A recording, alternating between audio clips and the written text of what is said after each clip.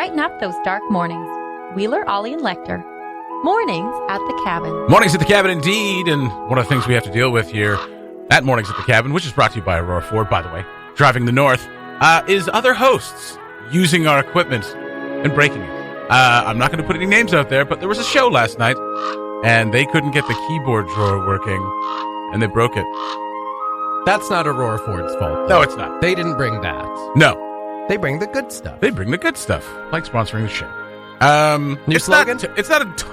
yeah. Aurora Ford. We bring the good stuff. Aurora Ford, sponsoring the show. This is their new slogan. So the keyboard drawer is broken. This thing is flimsy. I'm not going to... I was trying to throw Moose under the bus, Sarah Rasmus, but she didn't break it. No. It was broken before. It was Ollie. And now it's come out of its tracks before. You can hear it. And then it popped back in. And that won't pop back in, so it's stuck. I'm just afraid everything's going to fall apart. Oh, it will. Oh, good. Okay. Something to look forward to. Something to keep you on your toes during the morning. Happy Thursday to everybody. We're inching closer to the weekend, and it's getting warmer. Minus 21 this morning, so just springtime out there right now. Get out there. Don't even need to put on your Canada Goose jacket. A light coat will do you. Feels like Edmonton out there. I'd throw on the goosey anyway. Yeah, fair enough. Me too. Just I got my Toronto route. Just That's wear right. it when it's totally unnecessary. That's right. It was last night yesterday. Toss in your best terrible date stories. But we do have a couple. One entry or two. We got at least one more. At least one more from yesterday. So we'll be doing that a little bit later on. And we received a call from a very odd call. Someone hates Uncie Loren. We're going to get to the bottom of this. I can't even believe it's real. Mornings at the Cabin, the podcast. Mornings at the Cabin, brought to you by Aurora Ford, driving the north. Lecter and Wheeler with you on your Thursday morning. Just enjoying this beautiful weather we have outside. Also, it's warm in the studio, which means Atco turned up the heat. Beautiful weather inside, too. That's right. Not too bad. It's almost room temperature. What do you got for us over there? What? What do you mean? You pointed at me and told me to put up the news fader. That usually means you got something. You're not supposed to say that's... Oh, what? Theater of the mind, Jesse. Oh. Now they know I'm going to do something silly. Proscenium March. Well, I may as well just abuse it now. I don't think we even... Okay. Jeez. That was the wrong one. We received a call, as sometimes happens. As sometimes happens. As it sometimes happens. What was that? Is you giggling? Oh, my goodness. Okay. Interesting. When I come into the studio sometimes, you've already been here and you've written some stuff down. So we got best terrible date stories. We'll get into the last one that we received a little bit later on. But then the second part was Old Lady Hates Uncie Loren. Now, if you've listened to the show, you know we have an unabashed love of Lauren McGinnis. Not so much CBC, but Lauren McGinnis especially. Oh, come on. We like CBC, but just fine. We just don't listen to it because we're hoping you listen to this. But we listen love to both. We love Uncie Loren. We're part of Uncie Loren's Playhouse. We love him. And so if someone calls with a different opinion on Uncie Loren, it's shocking. What's going on? First of all, why don't we have a show called Uncie Loren's Playhouse? I mean, I was going to make a T-shirt that said that. But you haven't. I haven't yet, no. Did I miss that? I think no. That's great. Yeah, we were going to do that. Playhouse? I was going to do Pat Kane's fan club. Oh, right. Yeah. PK I just haven't gotten around to it yet. Yeah. Okay. Yeah. Well, Janet, I'm signed if you're listening. Oh, I already mentioned. Oh, okay. When I was in their Christmas shop and I was like, I got a couple things I want to make. And she's like, yeah, just bring a shirt by and we'll do it up. Yeah. Okay. So there you go. So yesterday morning. Yeah. Ollie got a call on the cabin bat phone. The telephone machine. Yes. And it was a sweet sounding lady. Like he described her voice as a sing-song voice. Oh. So like, kind of one of those. Hi, tis-he, hello, I hope you're having a wonderful day. Yeah, that sort of thing. That is sing-songy, yeah.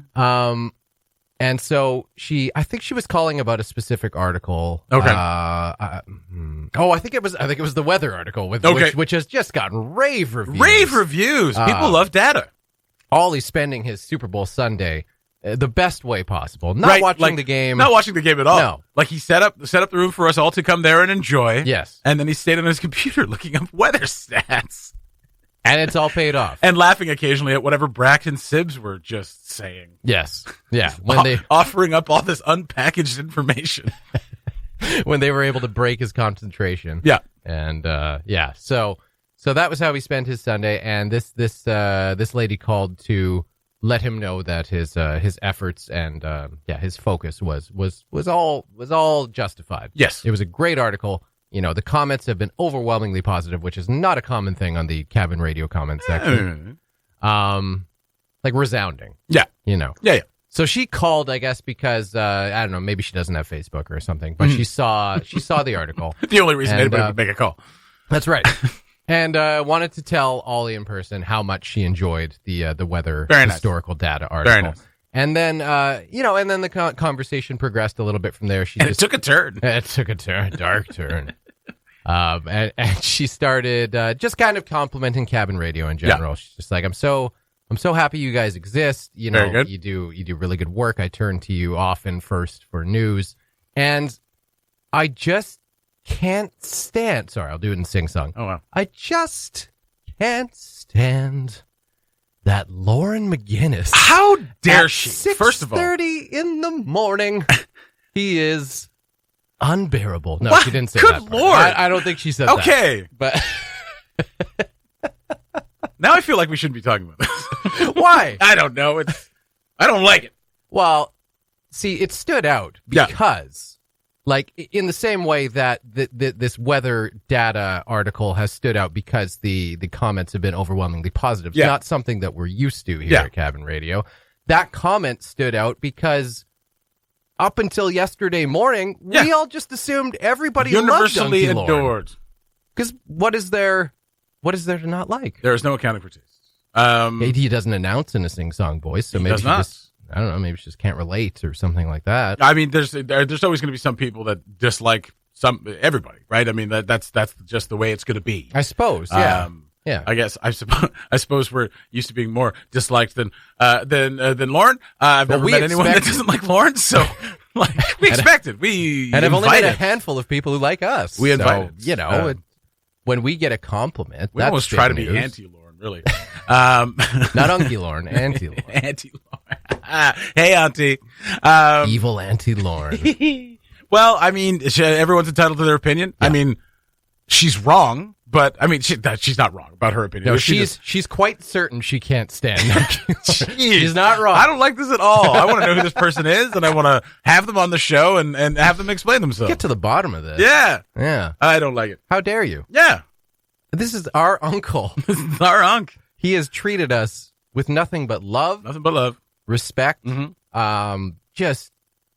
He's just an absolute gem. And I mean, we've talked about this many times over. Yeah. And maybe she's just, it's, the January, February blahs. Maybe she's just having one of them. That could be. Or maybe she listens to us just rave about Uncie Loren. Yeah. And then, switches over to CBC at 6:30 in the morning. She's like, I don't get what all the fuss is about. He's just doing weather for like 15 minutes. He does so much more.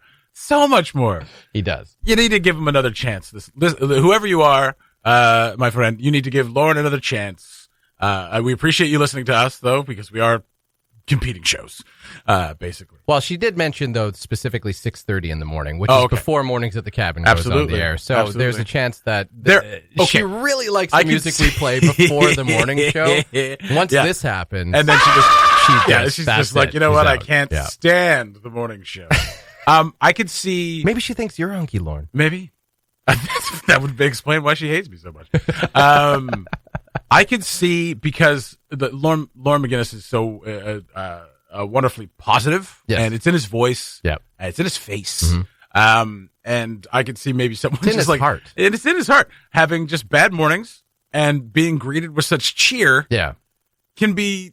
I can be a little bit bristling, I suppose, for some people. Because there's days where you go into work and someone's like, "Hey, how's it going?" You're like, "You know what? Shut your mouth." Yeah, she's got a case of the Mondays. Maybe she flicks on Who knows? CBC. Who knows? And Uncie Loren's just sounding like an angel, and she's just like, you know what? An angel, baby. Stuff it, McGinnis. Yeah, stuff it. I'm not there with you. It's Monday morning. No one's that happy. I can't match that energy, and that's fair. That's fair. That's fair. Yeah. But she prefers abrasive morning I radio. would. That's right. Yeah. Dingo and the baby.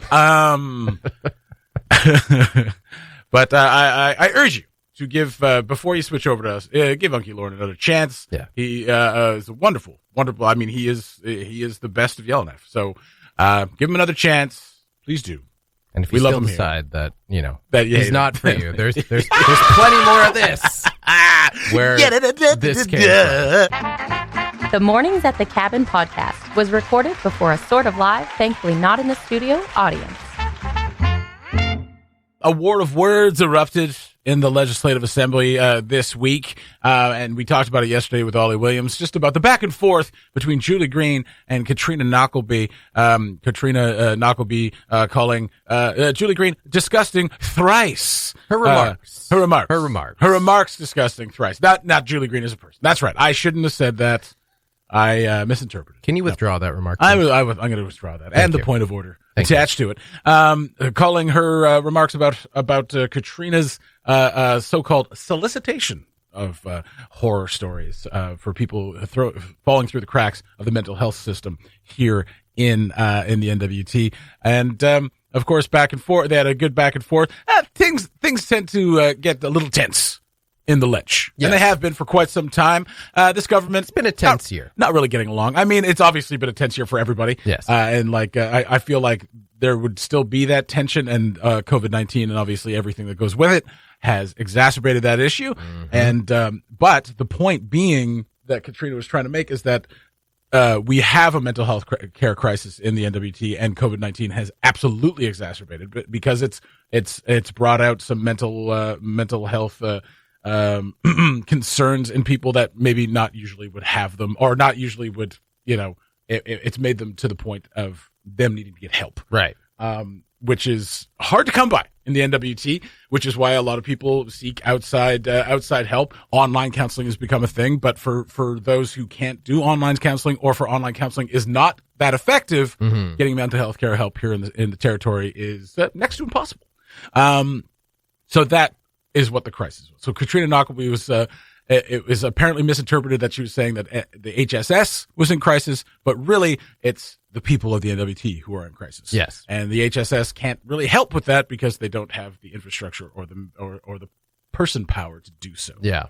So and if you need any real proof of that, just go out and talk to one of your friends who, you may have known to be a little more on the cynical, a little more on the critical side of the COVID-19 pandemic response. Mm-hmm. And look at the, kind of the arc of their thoughts on the matter. And all of a sudden, there's a lot of people who you never really heard acknowledge mental health as a serious thing, who midway through the pandemic, when, the fatigue of the restrictions really started to set in, all of a sudden, those people became real strong advocates of mental health and supports for mental health, which is a good thing. It's just the timing of that sudden shift was a little bit suspect. It is.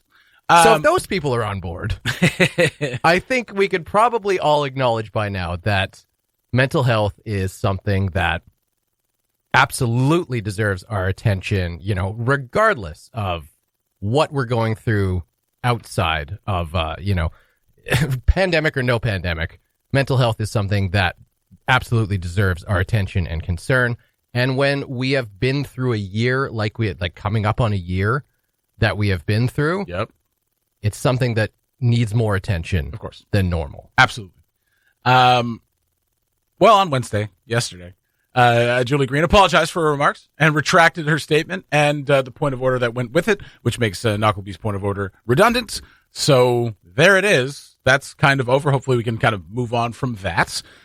Because I mean, these things serve as distractions from, and we talked about this with Ollie yesterday. These stories serve as distractions against what we really need to be talking about, which is how do we create more infrastructure and how do we get more people more help. Right. So that has kind of ended. For now. For now. It's a tense year. So it's a tense year. It's a hard job. And I think a lot of people, I mean, and we mentioned this yesterday as well, is that like this will it already put strain on people's trust of the government already. Mm-hmm. So it's like, this is what you're going to argue about. You're going to argue about like what was said and how it was said instead of actually, attacking the problem, getting a treatment center here, getting more doctors, getting more people help. Right. So it already puts strain on a relationship between the government and the people.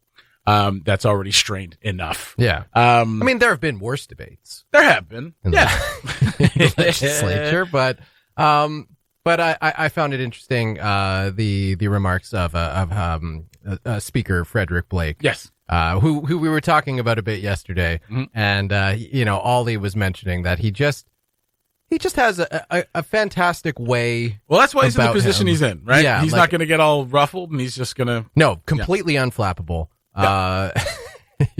Gestured to Katrina's empty seat. I guess we're not having a debate. Okay, great. Yeah, we'll take that as a response. Yeah. As you hear her footsteps going out the door.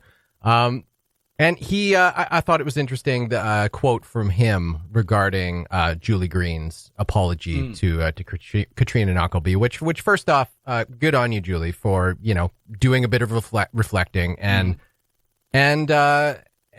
yeah, like I was gonna say walking back, but that makes it sound like, I don't know, like it's not sincere. Yeah. I do think that this was a sincere apology, and I think when you're kind of forced to take hardline stances on certain things, it probably is tougher, especially when you're doing it all in the public eye. Mm-hmm. It probably is tougher to apologize when you have like stepped over the line. That's right. And I think it's important that we do have leaders in politics who are self-aware enough to make that distinction themselves. Yes. Without, outside pressure of people saying, hey, you better apologize for this or we're not going to vote for you next time. Like, that's not what it should take. Yeah. You should have a moral compass that, once in a while kind of takes over.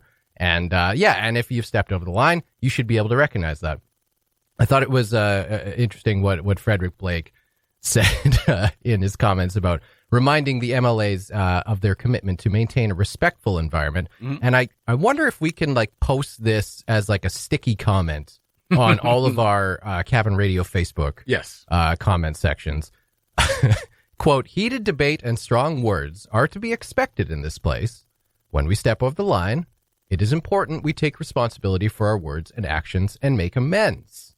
He then went on to say that he acknowledged that COVID-19 has had an impact on MLAs and their constituents in the past years, taking a toll on everyone's lives.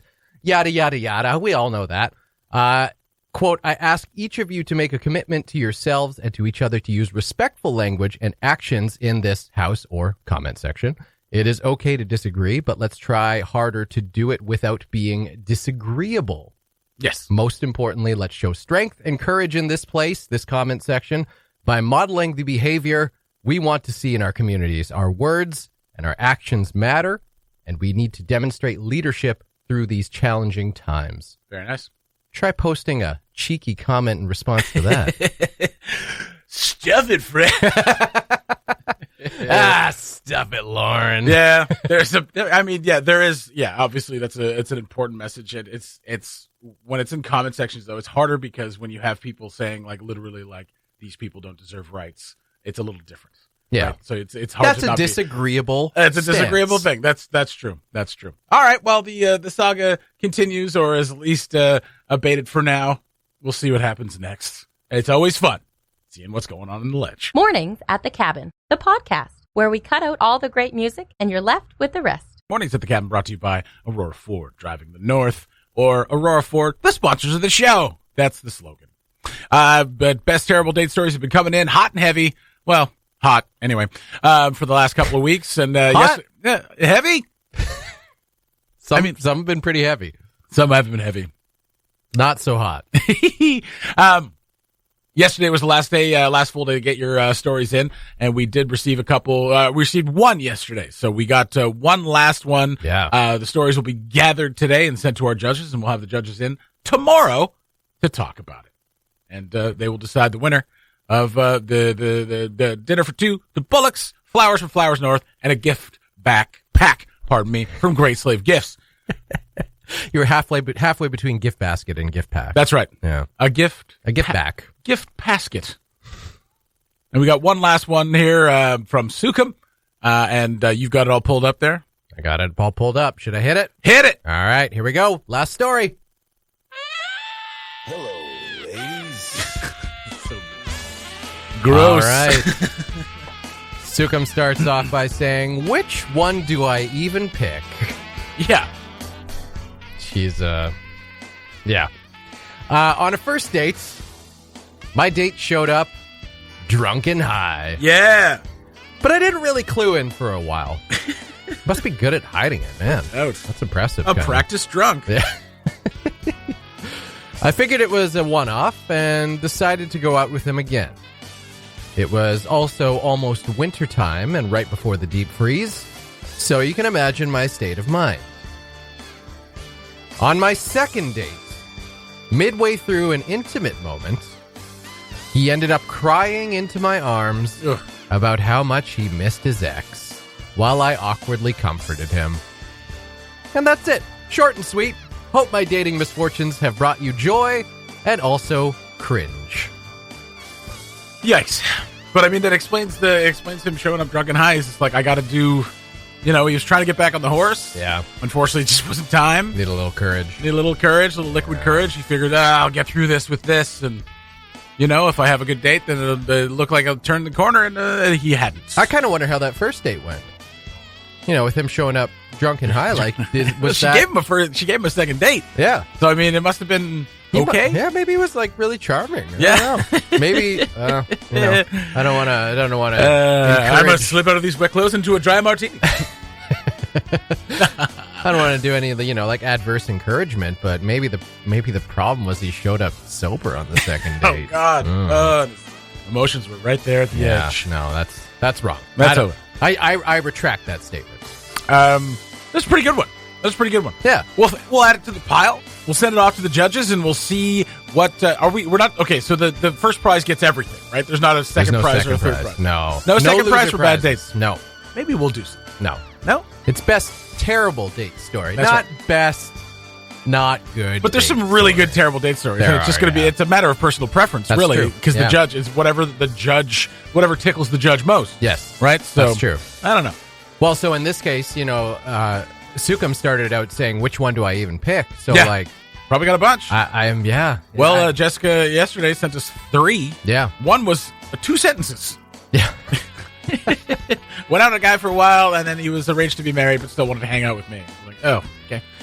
That's not one date. That's kind of a terrible misadventure. This has been a fantastic second edition Absolutely. of this promotion. Absolutely. I can only imagine what year 3 will bring.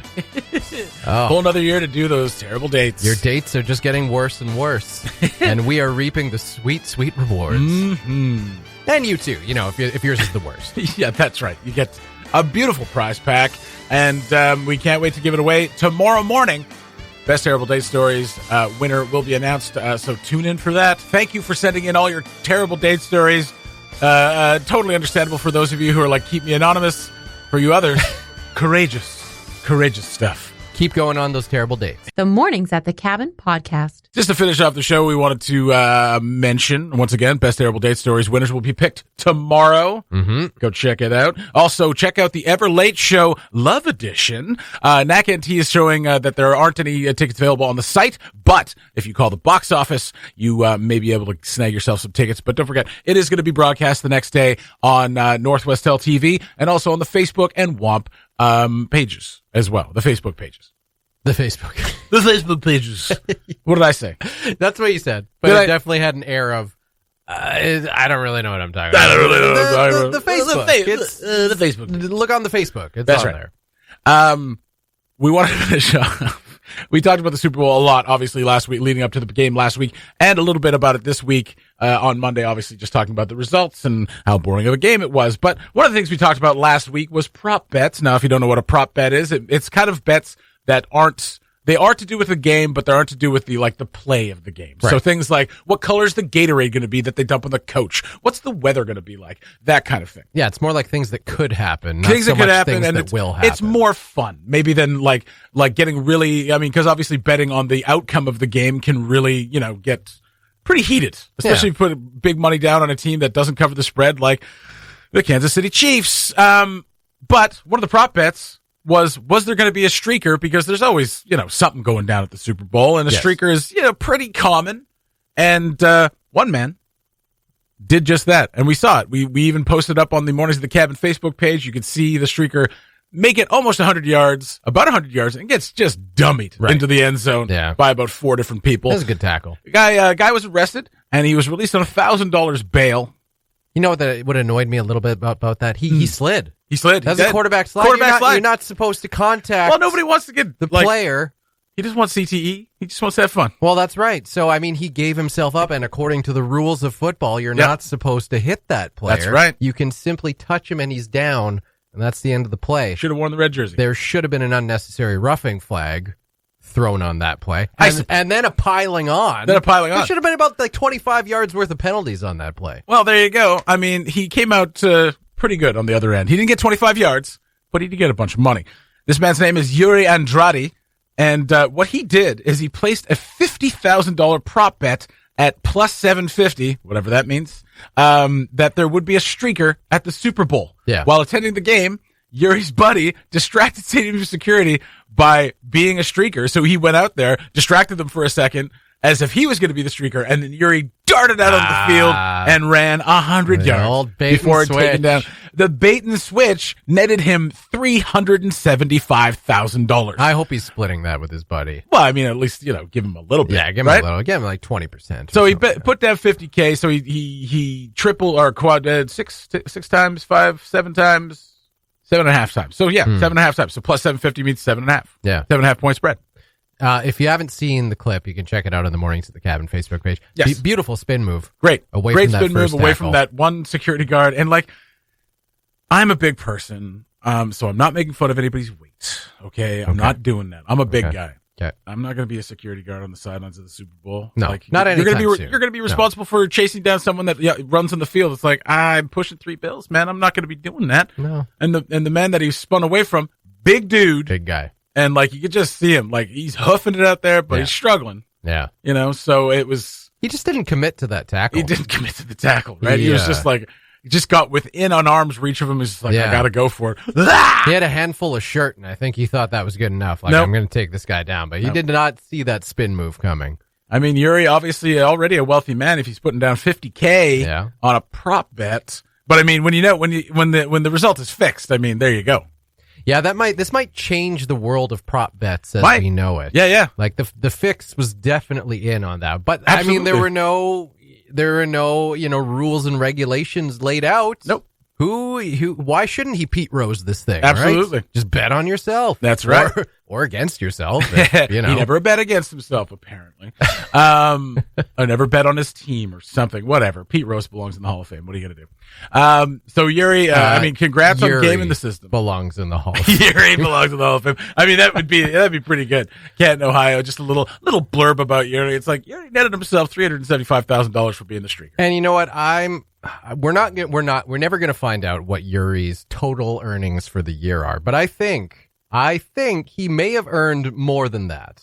Yes. Because the front of his little outfit, he had the kind of Borat thong onesie Absolutely underneath. He did, yeah. And then I'm he looking had at his thong right now. Yeah, and he had a shirt over top, or was it short? I can't remember what he was wearing. He had shorts on.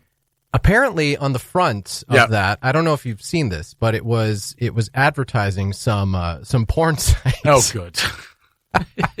So I imagine he got paid for that, probably. And it was probably some kind of binding contract, which was you are guaranteed, $20,000 or something like that if you make it onto the field and everybody sees this advertisement. Yes. A lucrative contract.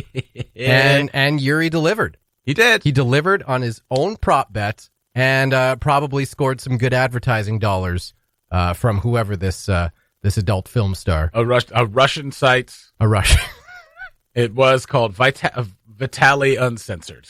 Right. Yes. There you go. So he's not going to see that money. Okay, no, never but mind. We just gave Vitaly Uncensored a free mention. So there we go. That's what we do here at Cabin Radio. So congratulations, Yuri. Yeah, well done. You took a good shot to the head. But